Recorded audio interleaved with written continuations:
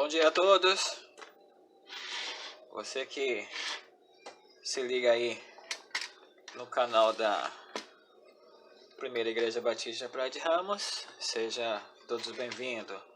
Mais uma lição começando, domingo, 10/10, segunda lição da nova revista para o trimestre.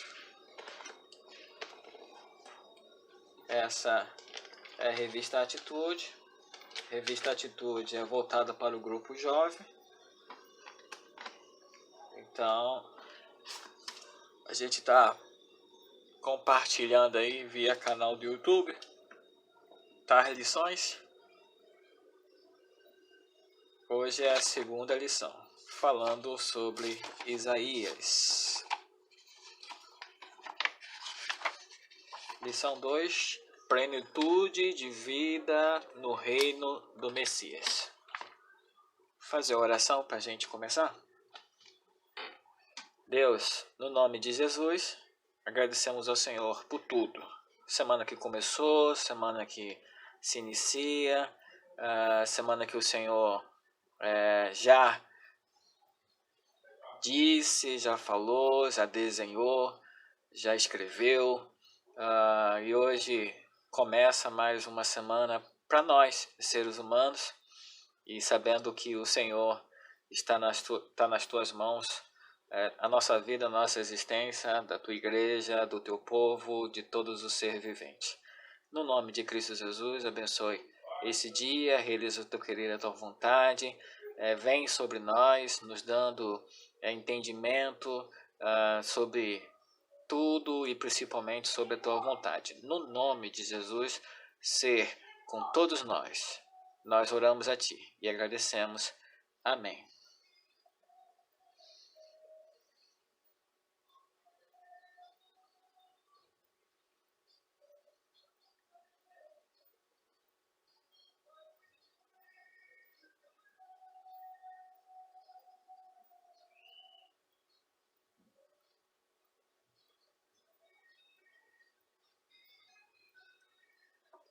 Vamos lá.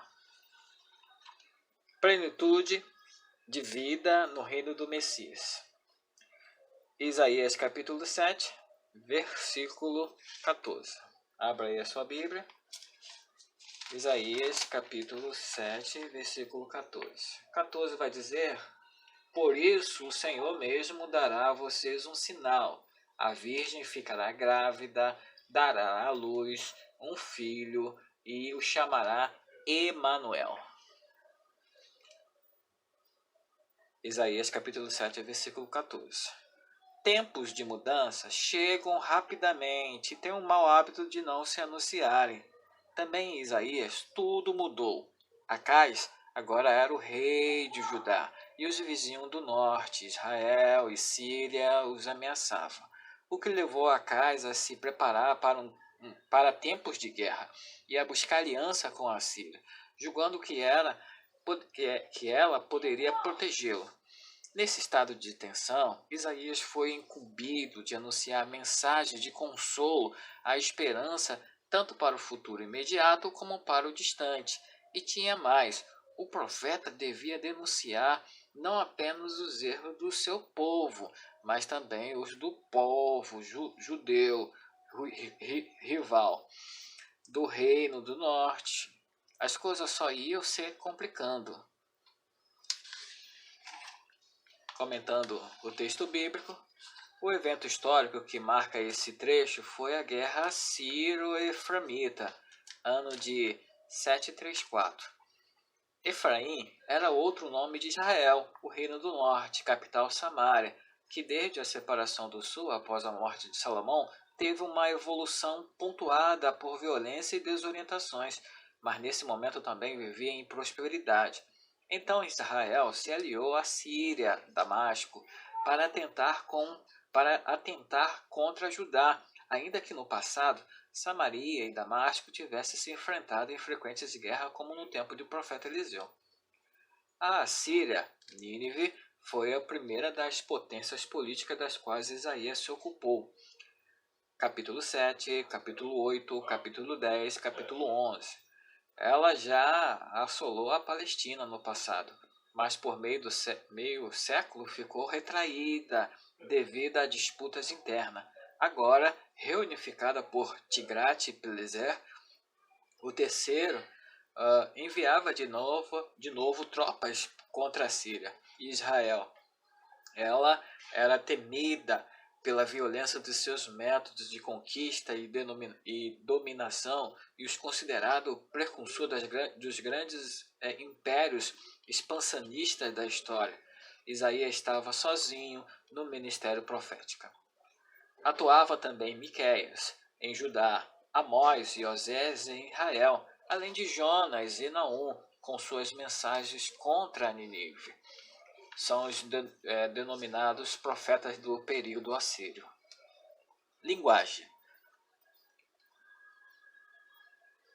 Até os filhos de Isaías foram empregados como mídia para sua mensagem. Capítulo 7, versículo 3. Capítulo 8, versículo 3. Ao longo da vida, esses dois meninos proclamavam que um remanescente voltará, se a subir, e despojo rápido, saqueia veloz, Marsalal Has Baz. Um filho para anunciar a esperança, outro para anunciar o castigo. Vale perguntar o que a nossa pessoa proclama. Fica a curiosidade de saber como o profeta apresentou a mensagem de capítulo 9, versículo 8 e 12, versículo 6. Aos seus destinários. Foi pessoalmente a Samaria, remeteu por escrito ou encarregou um porta-voz de anunciá-lo. Profecias.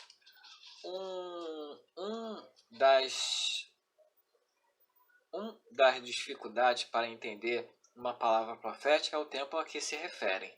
Nos capítulos deste estudo encontramos profecias que julgamos dizer respeito à própria época de Isaías.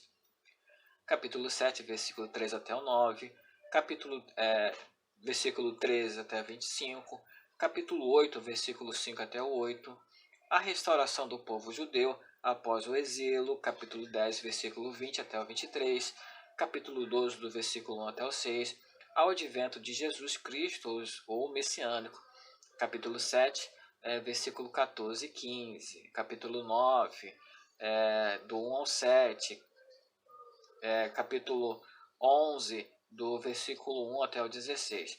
E ao fim dos tempos, os apocalípticos, capítulo 9, versículo 7, capítulo 11, versículo 4 e 16, e tudo junto e misturado.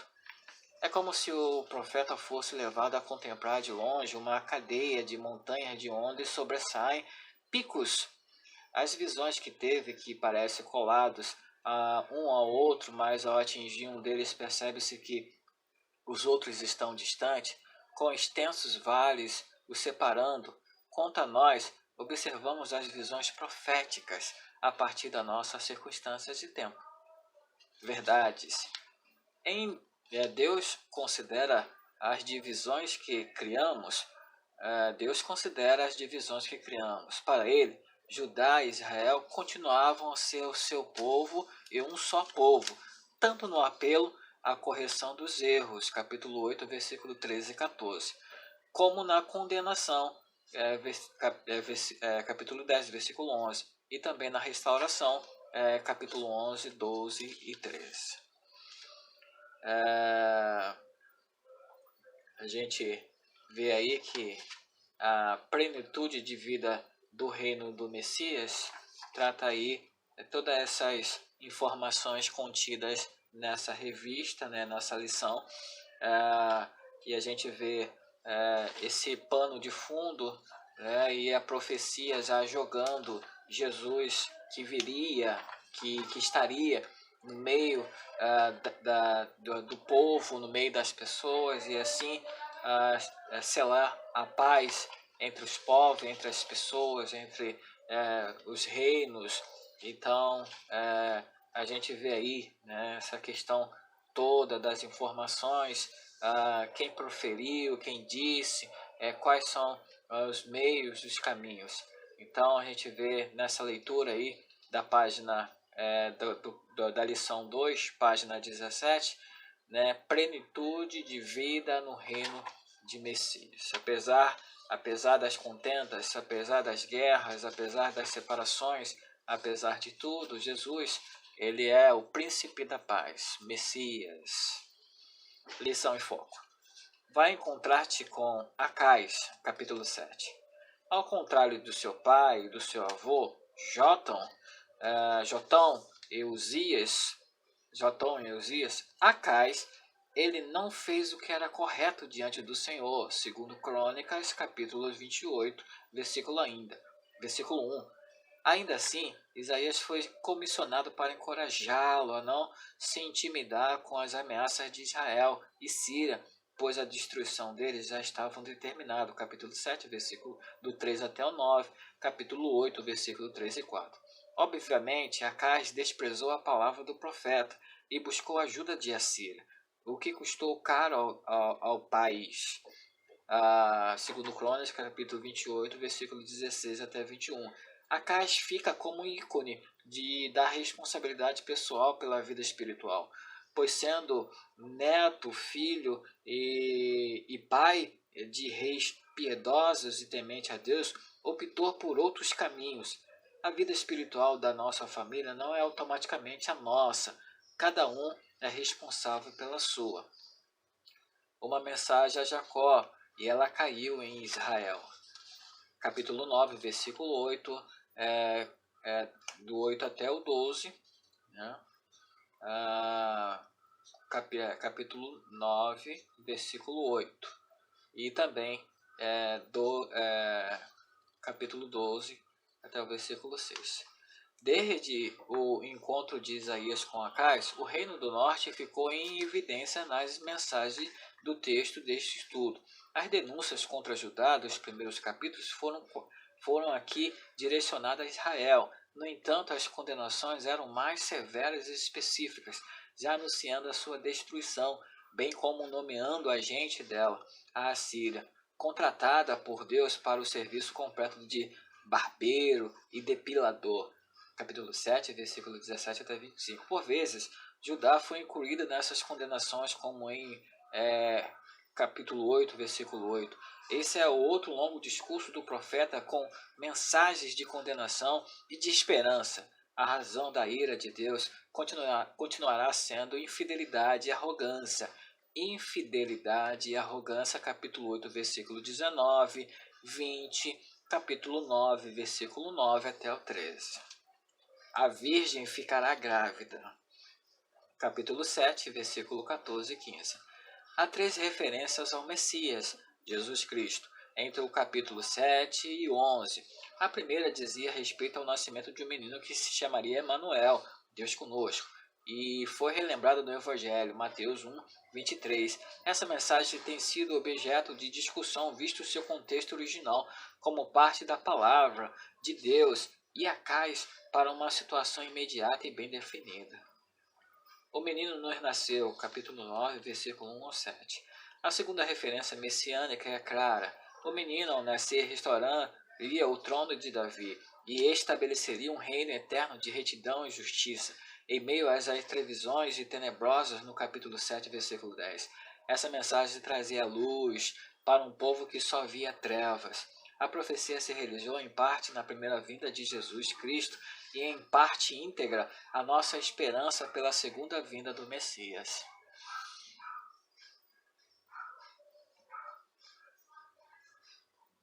Um ramo brotará no tronco de Jessé, capítulo 11, versículo 1 até 16. Outra vibrante referência messiânicas, Jessé era o pai de Davi, e dessa raiz a dinastia renasceria e restabeleceria.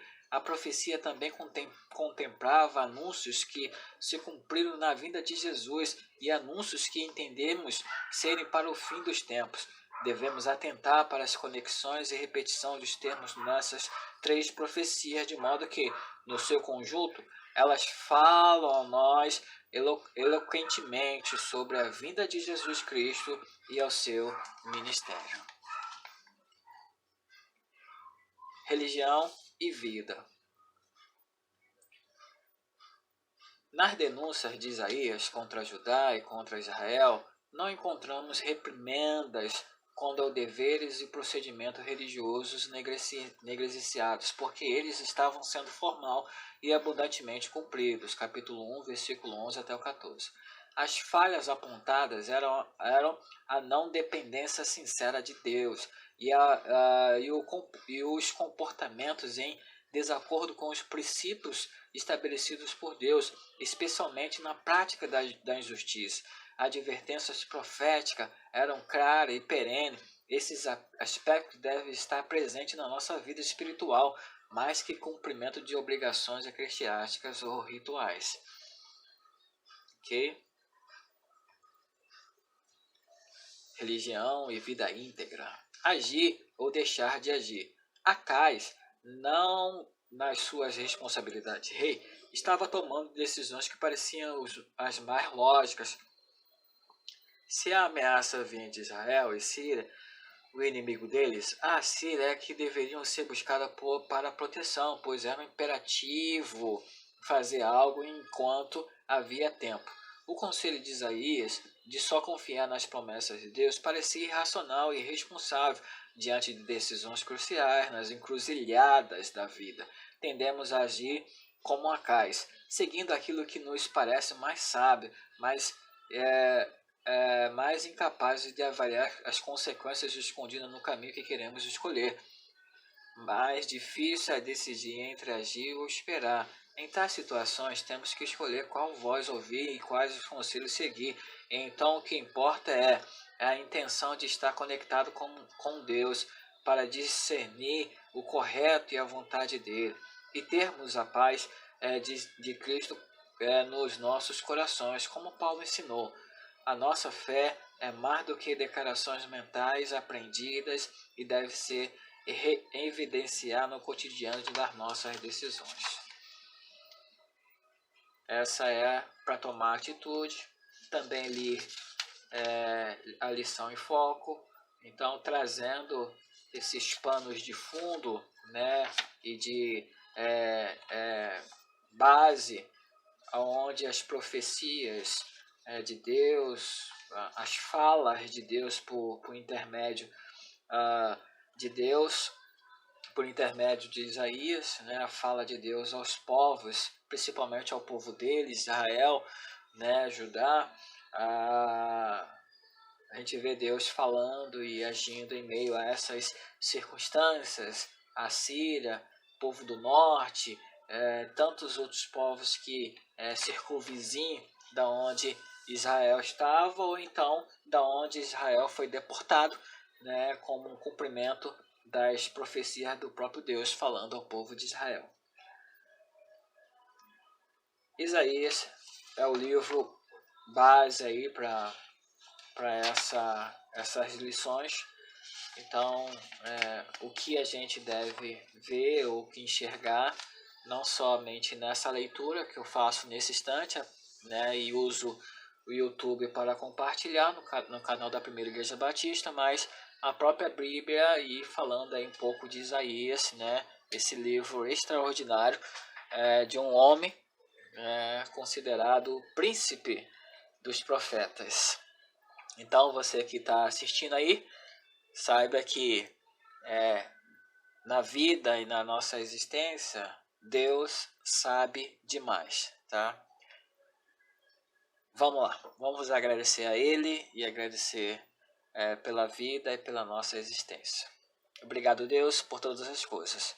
Obrigado pela tua bênção, pela tua proteção. Vem sobre nós, vem sobre o teu povo, vem sobre todos aqueles que temem ao Senhor. Seja o nosso centro, seja a nossa direção, cuida da gente, precisamos do Senhor em todo tempo. Que em cada tempo, cada momento, em cada tempo a gente esteja com o Senhor e vivendo no Senhor de forma que agrade o Senhor em primeiro lugar.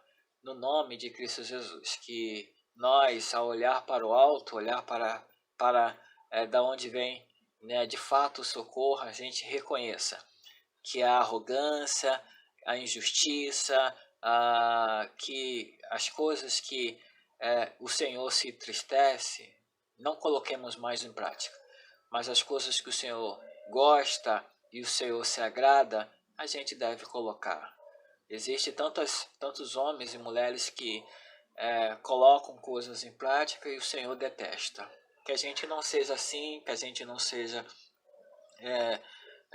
reproduzindo tais erros e erros que nos complicam, que mais faz mal do que bem, e isso traz escuridão e traz empatia, né? E não traz empatia, não nos traz as nossas sensibilidades, fica longe, mas que no nome de Cristo Jesus a gente olhe, enxergue o Senhor como Deus, Pai e nosso Senhor, nosso dono, porque o Senhor que nos fez, né? Então pertencemos ao Senhor.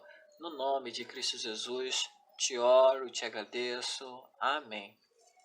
Tá aí essa mais nova lição para o canal aí.